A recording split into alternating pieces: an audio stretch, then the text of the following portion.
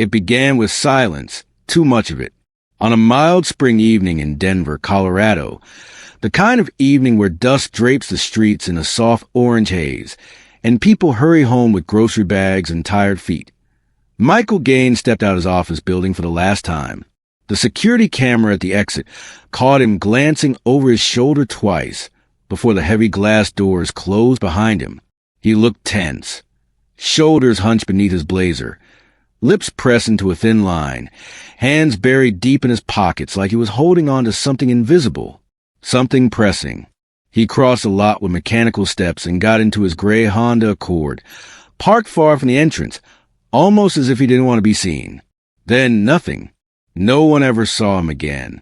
Welcome to Major Crime Chronicles for more trending true crime, like this. Subscribe and hit the notification bell so that when it is released you don't miss crime stories like this. Don't forget to share them with your loved ones.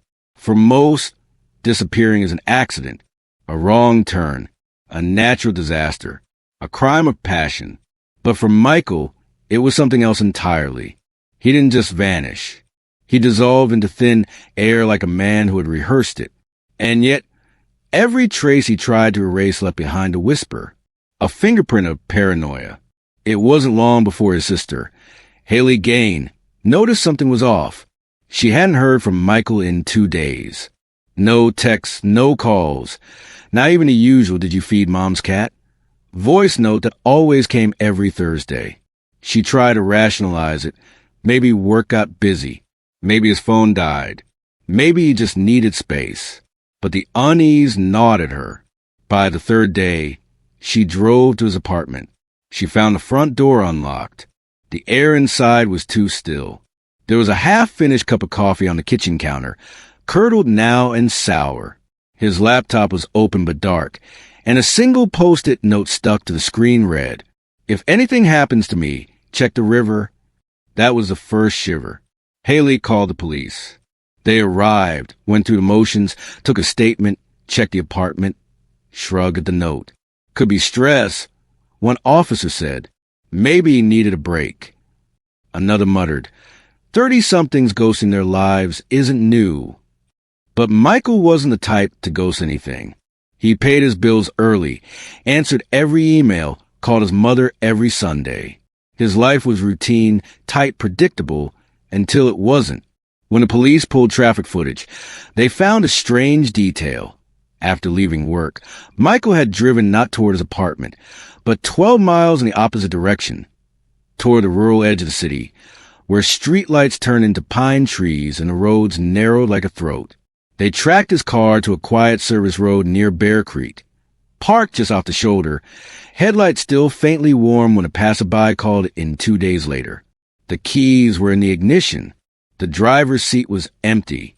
There were no footprints, no signs of struggle, no phone, no wallet, just a faint smell of Michael's cologne lingering in the upholstery.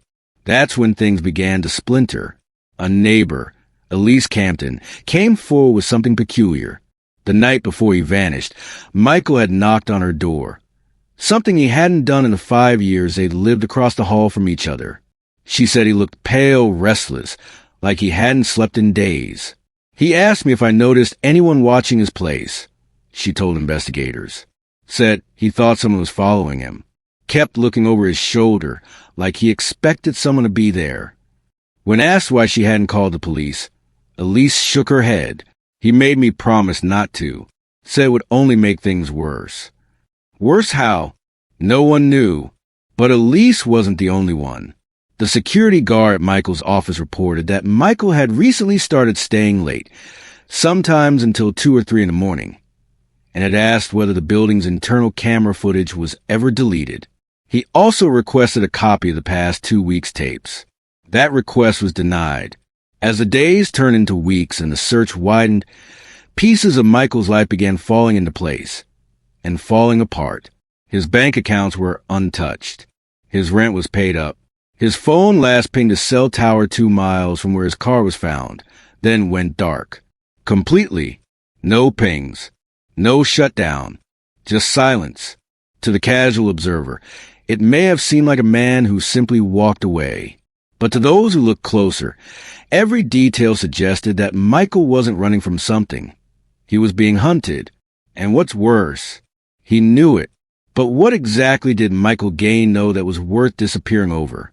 That's where the story begins to unfold, where a tangled web of financial corruption, blackmail, and secrets buried in encrypted files starts to unravel. Because Michael didn't just vanish. He left a trail, and someone tried to cover it. The timeline began to bend at exactly 5:47 p.m. That was the moment Michael Gaine stepped into the parking garage below the steel and glass tower of Revlon and Pike Financial, where he had worked as a forensic accountant for nearly 6 years. It was a job built on order, on tracing patterns and exposing inconsistencies, skills Michael had quietly mastered. That evening, though, his pattern broke. Security footage showed him pausing by his car, a gray 2016 Honda Accord. Looking over his shoulder as though he'd heard something or someone, he hesitated, then unlocked the car and slid into the driver's seat. A beat passed. 2. Then he pulled out, tires squealing faintly as he turned out of the garage and onto South Grant Street, not toward his apartment 5 miles north, but due west toward the wooded outskirts of the city. He never made it home. For investigators, the minutes after 5:47 p.m. would become a black hole, an hour of uncertainty that would anchor the entire case. Traffic cams caught Michael at exactly 6:03 p.m., driving through a suburban junction in a quiet neighborhood called Deerfield Ridge, an area he had no known connection to. He passed a gas station, ignored 2 open exits that would have taken him back toward familiar streets, and instead continued westward, deeper into the pine-lined highways where the streetlights grew scarce and cell service thinned out like air at altitude. At 6:17 p.m., a motion-triggered wildlife camera mounted to a hiking trailhead caught the outline of his vehicle crawling down Bear Creek Road. His headlights cut a path through the growing fog, illuminating gravel, brush, and little else. The timestamp on the photo would become the last known sighting of Michael Gaine, alive or otherwise. Then, nothing. No more footage. No phone activity. No eyewitnesses. No screams. No signs of a chase. Just a hollow stretch of time between 6:17 and 8:42 p.m., when a jogger reported seeing an abandoned car near the creek bend, tucked halfway under a grove of maple trees. Police arrived within 30 minutes. The Honda was there, just as described. The keys were still in the ignition, turned to the accessory position, headlights faint, engine cool, driver's door ajar, no visible blood, no damage, no signs of forced entry. Inside, the car was immaculate. Not a single item appeared out of place, except one, Michael's leather briefcase. Something he carried religiously was missing. In its place on the passenger seat was a folded city map. Denver, marked with a red circle around the Revlon and Pike headquarters. Below it, a smaller handwritten note in blocky script read, "Some truths drown in silence." The note wasn't signed. For a man who'd never taken unplanned detours, who left breadcrumbs for everything from work projects to grocery lists, the suddenness of Michael's disappearance was a jolt to everyone who knew him. And yet, the longer the case lingered in silence, the more evident it became that this wasn't simply a man choosing to walk away. Michael had left a breadcrumb, a cryptic one, yes, but it was intentional. A message meant to be found. Detectives soon retraced his digital footprints. His phone had pinged 3 times between 5:47 and 6:12 p.m., each time growing further from the city center. Then, at precisely 6:19 p.m., it went offline. Not powered down. Offline, as if someone had cut it off at the source. There were no signs of battery drain, no shutdown logs, and no backup data to suggest user activity. It was as though the phone had ceased to exist the moment Michael crossed into Bear Creek. Forensics scoured the area. Dogs were brought in. Divers searched the stream. Drones combed the woods for heat signatures. Nothing. Not a trace of Michael. Not a single strand of hair, fingerprint, or item of clothing was ever recovered. Then came the first anomaly.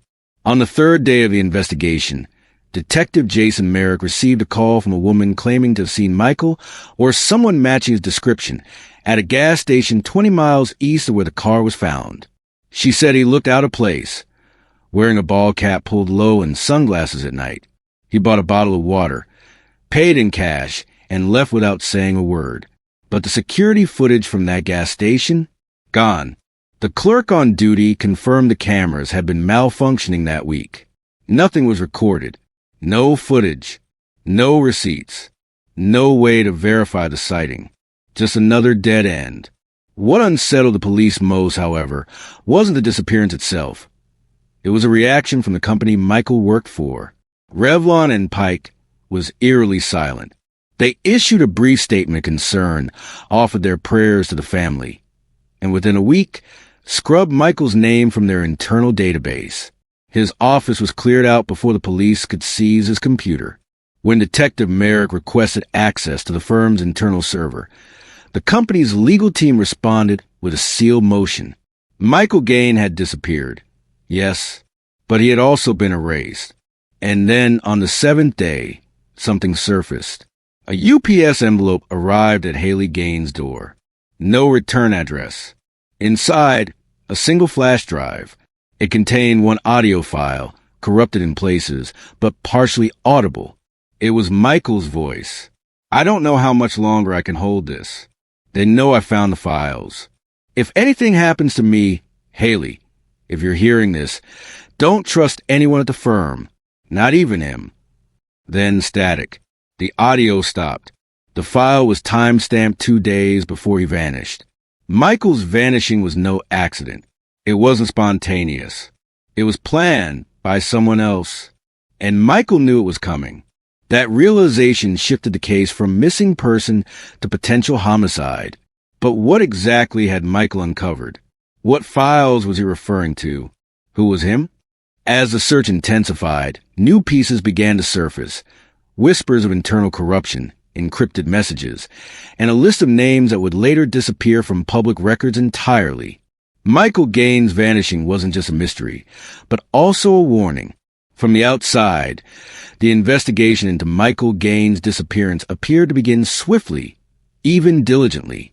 Patrol cars swarmed the area near Bear Creek within hours of the report. Search dogs barked through the forest. Helicopters buzzed above the tree line. Flashlights swept through the underbrush like restless ghosts. The sight of law enforcement canvassing the creek offered a flicker of hope to the Gaine family that this wasn't just another cold case in the making.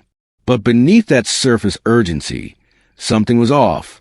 The detective initially assigned to the case, Jason Merrick, was a 10-year veteran of Denver Metro PD's Missing Persons Unit. He was known for his obsessive attention to detail, a man who rarely took vacation, and was often seen hunched over his desk, replaying footage or rereading case files late into the night. When he stepped into the Gaine case, he felt the same quiet pulse of tension he'd sensed in other disappearances before. But this one ran deeper. The moment he set eyes on the crime scene, he sensed the air of a performance, a crime too clean, too neat, too engineered. Michael's vehicle had been wiped, not just of prints, but of data. The car's onboard GPS history had been erased. Its event data recorder, typically used to track driving behavior before crashes, had been physically removed. No scuffs on the tires, no sign of struggle, no drag marks in the mud, no shell casings, no blood. Not even a broken twig suggested Michael had ever left that driver's seat. It was as if the car had been delivered there by someone who knew exactly what they were doing and exactly what they wanted left behind. And yet, within 48 hours, the official tone shifted. Adult male. No clear signs of foul play. Potential voluntary disappearance. The preliminary report read. Merrick hadn't even submitted his initial findings before the report was filed. He pushed back hard. He pressed to question Revlon and Pike's senior management. He requested access to Michael's office computer, financial records. Each time, his requests were met with red tape and legal delay. The company cited client confidentiality and ongoing internal audits as reasons for denying access. One executive even implied that Michael had been struggling with personal issues, suggesting that his disappearance may have been a psychological retreat rather than a criminal matter. But Merrick had already begun to connect dots others were ignoring. First, there was a note found in Michael's apartment, the cryptic message referencing the river. Forensics confirmed the handwriting matched Michael's, but had been written with his left hand. Michael was right-handed. An attempt to mask authorship, or was he forced to write it under duress? Then came the post-it note attached to his laptop. Check the river. Merrick found it strange that Michael would write the same message twice, once at home and once in the vehicle. But when he examined the handwriting more closely, he realized the note in the car wasn't Michael's. It was a near-perfect forgery, almost too perfect. He ordered handwriting analysis, but the results were delayed.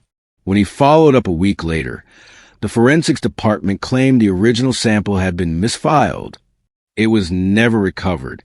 Stranger still was the sudden removal of Merrick from the case. Without warning or explanation, Internal Affairs reassigned the investigation to a different division, Major Crimes. It was an unusual decision. There was still no clear evidence of foul play, no body, and no official crime scene. Merrick received a notice in an email, signed not by a superior, but by someone from the city attorney's office. His replacement, Detective Laura Shin, had a reputation for working high-profile corporate cases. Her first move was to narrow the scope of the investigation. She publicly dismissed the audio file Haley had received, calling it inconclusive, potentially doctored. When Merrick asked to view the lab analysis on the flash drive, he was told it had been submitted for federal review, but no one could confirm which agency had taken it. Haley, growing increasingly frustrated, began conducting her own search. She hired a private investigator named Tom Vargas, a retired cop turned whistleblower with a knack for sniffing out buried leads. Vargas discovered that 2 weeks before his disappearance, Michael had filed an anonymous ethics complaint to the Securities and Exchange Commission. The complaint accused a partner at Revlon and Pike of falsifying financial audits on behalf of a defense subcontractor, Bears Technologies, a private military firm with lucrative federal contracts and a history of litigation that always ended in sealed settlements. That complaint, it turned out, had vanished from the SEC system. No tracer remained. No ticket number, no digital footprint, not even a metadata shadow. But Vargas found something else. He dug up a surveillance still from the parking garage across from Michael's office. A grainy image time-stamped 2 days before the disappearance. It showed Michael speaking to a man in a black coat and gloves, standing just outside the driver's side window of his Honda. Michael's face was pale, mouth slightly open. The other man's face was turned away, blurred by motion. The security log from that night was inexplicably missing from the building servers. Vargas attempted to enhance the image, running it through several filters. When he finally extracted a clearer frame of the man's face, Merrick nearly dropped the file in his lap. The man wasn't a stranger. He was Lucas Kincaid, a former Department of Defense contractor turned compliance officer for Revlon and Pike. And 5 years earlier, he had been investigated in connection to another missing employee from a different firm. That case was also closed without charges. The employee was never found. Merrick, incensed, tried to reopen his access to the case. Internal Affairs blocked him. They warned him to focus on his current assignments and let the transition of the Gaine file proceed without interference. He didn't listen. Instead, he met Haley privately. He showed her the Kincaid photo, the redacted complaint, the disappearing evidence. Together, they began compiling their own archive, documents, witness statements, timeline breakdowns, even a backup of the audio file Michael had sent her. And just when they thought they were making progress, Vargas disappeared. His office was ransacked. His files were gone. His phone was disconnected. Haley received one final message from him, an encrypted email that took Merrick hours to decode. The message read, "They know I talked. Be careful who you trust. Start with Kincaid's offshore. Search Tarkov 207. It was the last anyone heard from Tom Vargas." The investigation had now crossed into dangerous territory, where jurisdiction became murky and digital traces vanished as quickly as they appeared. Merrick knew that the moment the word offshore came into play, this wasn't just about a missing accountant. It was bigger, global, connected to power, defense, and money that never saw the light of a public ledger. Michael Gaine hadn't just uncovered a secret. He'd threatened to expose a network. And someone somewhere had decided he couldn't be allowed to speak. Long before he vanished, Michael Gaine had already begun to disappear. Quietly, cautiously, and in pieces. By the time Detective Merrick and Haley Gaine began peeling back the layers of his life, the facade of a routine accountant had already crumbled. Michael wasn't just auditing books. He was hunting something, watching, recording, and most importantly, hiding. It started, as all secrets do, with a whisper. 6 months before his disappearance, Michael had confided in a former colleague over drinks at a small rooftop bar on Larimer Street. The colleague, Adrian Stone, remembered him as distracted, nervous, like he kept looking for someone behind me. Michael had insisted they leave their phones in the car. He spoke in clipped sentences, eyes darting from stranger to stranger. He never named names, but he described a pattern. At Revlon and Pike, Michael had been part of a discreet team tasked with reviewing high-tier financial partnerships. One particular client, Barris Technologies, a defense contractor with decades of shadowy influence, had triggered red flags in multiple audits, funding discrepancies, shell invoices, foreign transfers routed through Luxembourg, then the Cayman Islands, masked under consulting fees. Every time Michael flagged them internally, his concerns were dismissed. Executive prerogative, they said, handled at the partner level. But Michael, trained in forensic detail, didn't stop there. He began saving encrypted copies of the documents to a hidden drive, unbeknownst to his superiors. He tracked offshore wires. He mirrored communications from internal servers. He began documenting everything. And then the retaliation started. He found his audit access restricted. IT claimed the credentials were malfunctioning. Projects he'd been assigned for years were suddenly reassigned to junior staff. His manager warned him, not in anger, but in something closer to fear. "You're asking the wrong questions, Mike. Just let this one go." But Michael couldn't let it go. Not after what he found buried inside a routine quarterly report. It was a single line item, Tarkov 207, a coded entry listed under Barris Technologies' special accounts ledger, tied to a $12.3 million wire. The recipient? A front company registered to an address in Romania. The purpose? Consulting operations, secure logistic support. When Michael ran the entity name through internal compliance databases, he found nothing. But when he traced its Romanian address through public registries, he found a different name, Brand Istri, a defunct travel company that had once arranged transportation and accommodations for foreign journalists. The link was obscure until he stumbled across a small article published 3 years earlier by an independent Romanian journalist named Luca Ardelean. The article was about arms transfers disguised as humanitarian shipments. One of the named logistics firms in the report? Brand Istri. Luca Ardelean had died 2 months later. An accidental fall in his apartment stairwell. Michael stopped sleeping after that. He started using a burner phone. He changed his route home, varied his morning coffee shops. He purchased a Faraday bag to store his electronics. He wrote notes by hand, destroyed them in a fire pit behind his apartment complex. And somewhere during the slow unraveling, he began building something, a digital vault of evidence stored on a cloud server under pseudonym. Its name was simple. The vault. Detective Merrick and Haley discovered its existence after decrypting the final line of Vargas' last email. Search, Tarkov 207.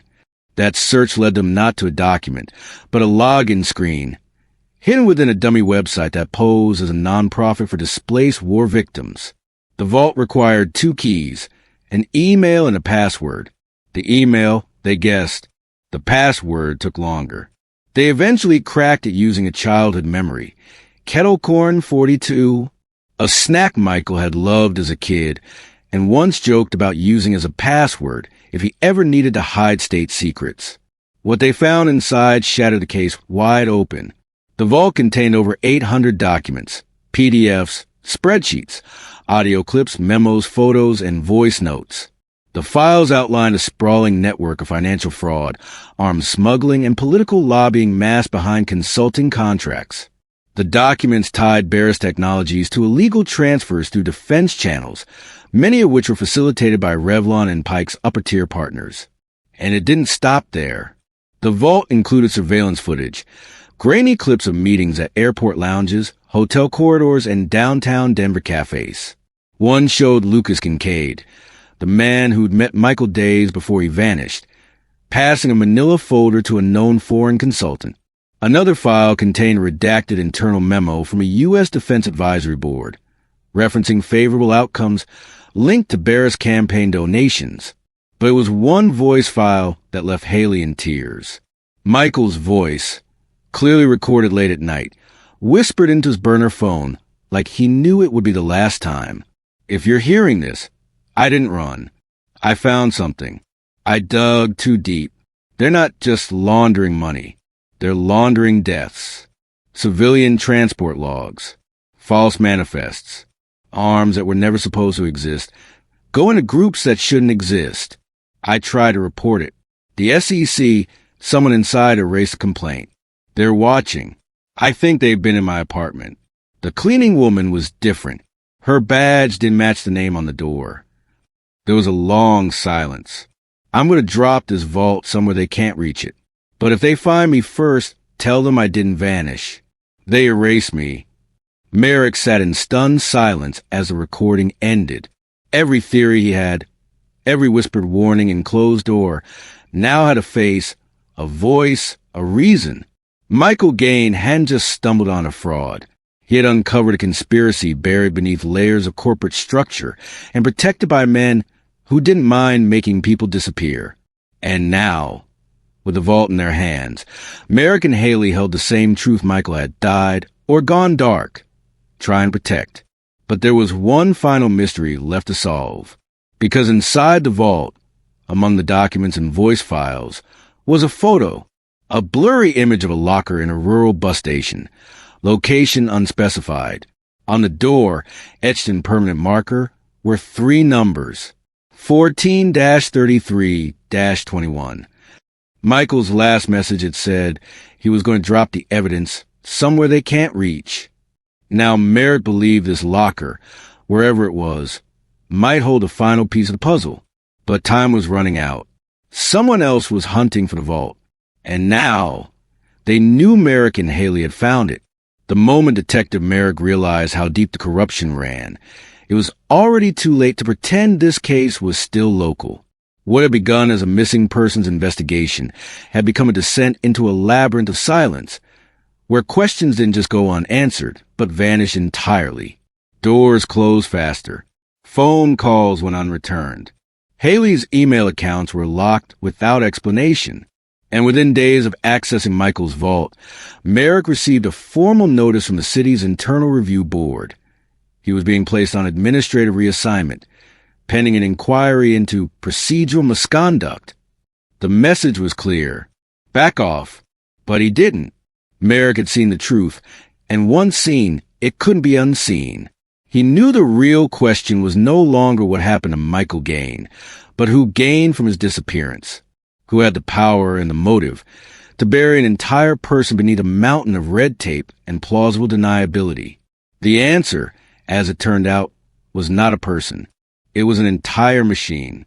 Michael had been caught between 2 worlds, a financial firm cloaked in respectability and a defense contractor built to operate in shadows. And between them sat a revolving door of influence. Corporate leaders turned government advisors, political donors becoming procurement insiders, and consultants with quiet pasts and untraceable footprints.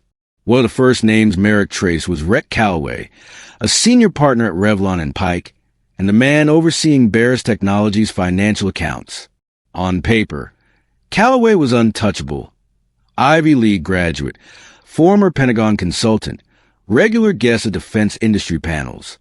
But Michael's vault contained a string of internal emails, redacted in the firm's system but preserved in Michael's mirrored copy, showing that Calloway had personally authorized multiple transfers to Barris-linked shell companies, including the one tied to Tarkov 207. Worse, 2 weeks after Michael's disappearance, Calloway was appointed as a special advisor to the U.S. Department of Defense's Financial Compliance Task Force. That wasn't coincidence. That was consolidation. Each time Merrick pulled on a thread, it revealed a web of promotions, reassignments, mergers, and sudden career pivots, all leading away from scrutiny and towards silence. The former head of compliance at Barris, now a deputy director at a Homeland Security subcontractor. The legal consultant who helped deny Merrick's subpoena requests, recently named to a federal regulatory board on corporate ethics. Meanwhile, Revlon and Pike's public posture remained unchanged. No comment, no follow-up, no press releases. When a local journalist from the Denver Tribune tried to publish a piece connecting Michael's disappearance to the firm, her article was pulled hours before print. The editor later confessed, off the record, that national security concerns had been cited by a federal liaison. Then, there was a server wipe. Haley discovered it by accident, digging through her brother's old emails. Michael had backed up several logs to a cloud account under a pseudonym.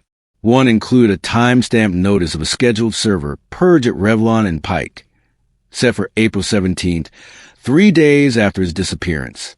It wasn't a routine cleanup. It was a targeted deletion of internal messages, audit trails, and file access logs tied specifically to Barris Technologies. Michael had seen the scheduling email.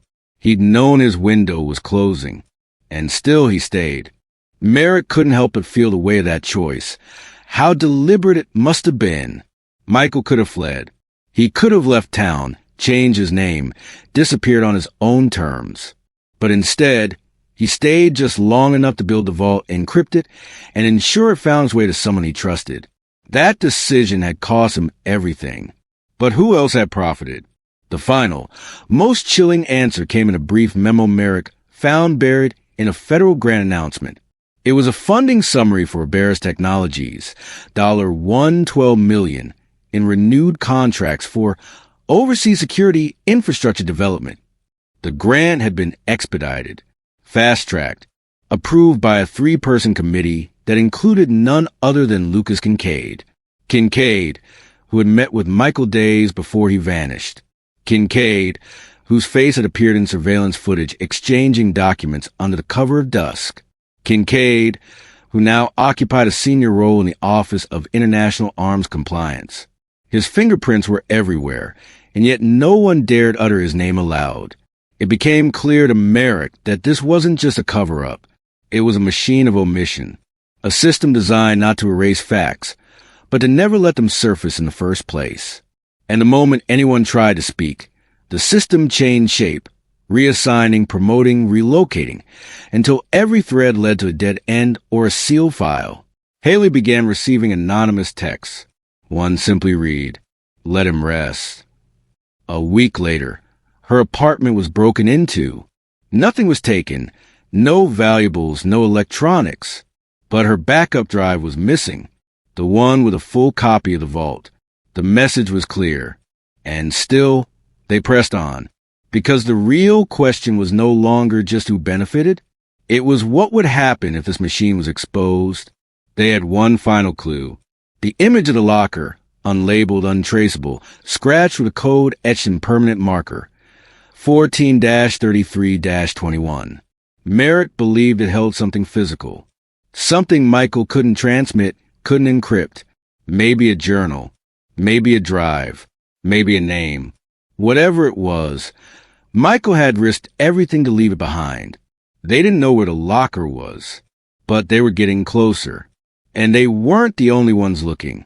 As the fog of official silence thickened and the weight of Michael Gaine's disappearance sank into something heavier than tragedy, something systemic, those left chasing the truth found themselves standing at the edge of a widening chasm. One question remained, echoing in the hollow left behind. Did Michael Gaine vanish, or was he made to disappear? By now, Detective Merrick and Haley had seen enough to believe either was possible. But the deeper they dove into the trail he left behind, into the vault, the severed paper trails, the encrypted voice notes, the more they understood. Michael hadn't simply stumbled upon corruption. He had become a threat to people who didn't tolerate loose ends. The theories surrounding his disappearance were many. Each had its own logic, each more unsettling than the last. Theory 1, witness protection. The idea first emerged from an unlikely source, a former intelligence analyst turned whistleblower who contacted Merrick through a secure line after reading Haley's anonymous op-ed. The message was brief but haunting. Gaine was in talks. He reached out to the wrong people, then the right ones. He may have been extracted. If so, he's gone for good. No contact, no trail. Standard protocol. Could it be that Michael, fearing for his life, had offered the contents of the vault to the federal government in exchange for protection? If so, why didn't he tell Haley? Why not leave a clear goodbye, something she could understand? Merrick had once worked with a case involving a witness who disappeared under similar conditions. The family never heard from him again. No letters, no closure, just absence. But this theory raised a troubling contradiction. If Michael had entered witness protection, why were Haley and Merrick still being watched? Why were key pieces of evidence still being erased? Why did those benefiting from Barris Technologies' corruption continue to act as if he were a threat? Witness protection was meant to silence the danger, yet the pressure hadn't lifted. It had intensified. Theory 2, murder and disappearance. The most chilling and arguably most plausible. Theory was also the simplest. Michael Gaine had been murdered. Not violently, not publicly, but surgically. A car parked just so, keys left behind, no fingerprints, no blood. A misdirection carefully staged by professionals who knew how to erase a life without fanfare. Someone like Lucas Kincaid, with connections to private security networks and disavowed operations. Someone who operated not in shadows, but above oversight. Haley had long resisted this possibility. She clung to his voice in the recordings, to the intentional way he built the vault. A man preparing for death didn't leave clues. A man planning an escape did. But then she remembered what Michael said in that final recording. If they get to me, I won't be able to stop it. I won't see it coming. Could someone have silenced him before he finished the job? Merrick circled this theory over and over. It explained the secrecy, the lack of physical evidence, the broken trail. But it also painted a horrifying portrait of a system willing to eliminate not just a whistleblower, but anyone standing too close. And yet, something about it felt incomplete. Michael had outmaneuvered people far more powerful than himself for months. He was methodical, obsessive, prepared. Could someone like that truly leave everything behind without a backup plan? Theory 3, voluntary disappearance. It sounded absurd at first. That Michael Gaine, mild-mannered accountant, had somehow orchestrated his own vanishing act. But the deeper Merrick examined the vault, the more he noticed the strategy behind it. Each document tagged, each clue staggered like a trail of digital breadcrumbs. Michael hadn't panicked. He planned. Could it be he had disappeared by choice? Not to run in fear, but to survive long enough to finish something bigger? Haley once told Merrick that, as a child, Michael used to read spy novels under the covers with a flashlight, drawn to stories where the hero didn't fight with guns, but with silence, stealth, precision. Maybe Michael had taken inspiration from those stories. Maybe he had known that the only way to protect the evidence and himself was to become invisible. Still, if this theory was true, it raised the same burning question. Where was he now? And what had he left unfinished? Theory 4, the Barris extraction. Then there was the most disturbing possibility of all. What if Michael hadn't been protected or murdered or escaped? What if he'd been taken? Barris Technologies wasn't simply a defense contractor. It was a privately owned intelligence machine with black budget ties and off-the-books assets. They had operatives capable of surveillance, rendition, and psychological manipulation. What if Kincaid hadn't met with Michael to warn him, but to assess him? What if they hadn't just wanted the documents erased, but Michael himself? Haley had always said something didn't sit right with her about Michael's behavior in the final weeks. He was calm, but too calm, like someone who had accepted something, someone who was being handled. This theory was the most dangerous, because if it were true, it meant Michael could still be alive, but no longer himself. And worse, he could be being used. The locker, Michael's final move. But then, just when the theories seemed to spiral into abstraction, Haley found something concrete. A photo from one of Michael's old memory cards, buried in a digital archive she nearly skipped over. It showed a grainy image of a bus terminal, run down, half abandoned, with an old combination locker near the back wall. Zoomed in, she could make out the faint digits. 14-33-21. Below the image was a file, marked only with the word, endgame. Merrick's heart stopped when he opened it. It was an offline map, no GPS tagging, no metadata, but clearly marked. A place circled in red ink, Leeville Transit Center. An old bus depot near the Colorado-New Mexico border, decommissioned 5 years earlier. They packed their bags and drove south before dawn. It was a 6-hour drive. During it, neither of them spoke much. Theories turned to silence. Speculation gave way to something more primal. Hope, dread, the weight of possibility. When they arrived, the building was hollow, gutted. The terminal windows were covered in grime. The sign above the entrance half collapsed. They stepped inside. Dust choked the air. The lights were long dead. And yet, the lockers were still there. Rows of them. Cold. Silent. Merrick scanned each number. Then he saw it. 14. His hand trembled as he dialed in the combination. 14, 33, 21. The lock clicked. Inside was a sealed envelope, aged and yellowed. Beneath it, a flash drive and a burner phone. Haley reached for the envelope first. Inside was a letter, handwritten in Michael's unmistakable scrawl. If you found this, it means I wasn't able to stop them in time. Or maybe I did. Maybe the vault got out. Maybe the truth is already spreading. If it is, then everything I gave up was worth it. But if not, this is the key. This is what they didn't find. What they couldn't destroy. Finish it for me. You have to. Because if we don't tell this story, no one will. MG. Merrick looked down at the flash drive. Whatever secrets remained were now in their hands. And someone, somewhere, would do anything to take them back. The light inside the locker was dim, barely filtering through a crack in the rotted ceiling.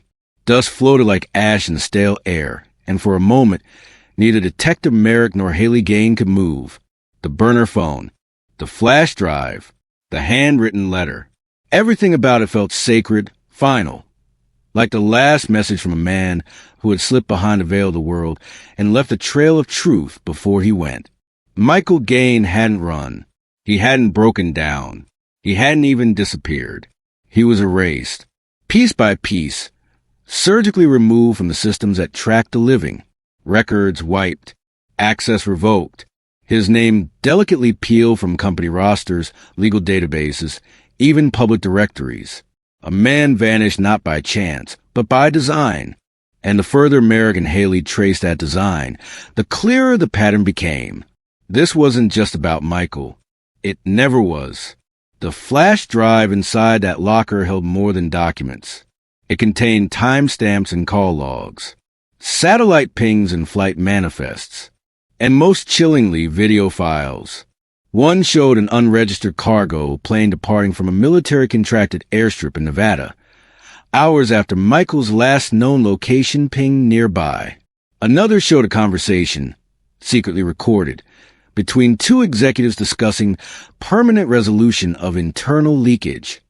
Voices recognized, faces matched, names confirmed.